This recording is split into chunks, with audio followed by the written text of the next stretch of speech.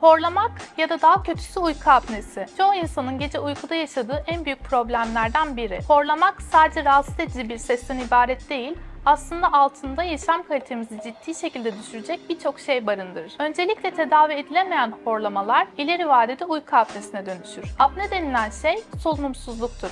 Yani solunumun kısa süreli durmasıdır. Gün içinde yorgunluk, sürekli uykulu olma hali ve daha da önemlisi yeterli oksijen alınamamasına bağlı kalp hastalıklarının önüne geçmek için muhakkak tedavi edilmesi gereken bir durum. Biz diş hekimleri bu noktada hastaların alt çenesini önde konumlandırıp nefes yolunu açık tutacak horlama apareylerini öneriyoruz. Bu apareyler sadece alt ve üst çeneden alınan ölçülerle hazırlanıyor ve kullanımı gayet kolay. Hastalarımızın horlama ve orta düzeydeki apne problemlerini böyle basit uygulamalarla ortadan kaldırabiliyoruz.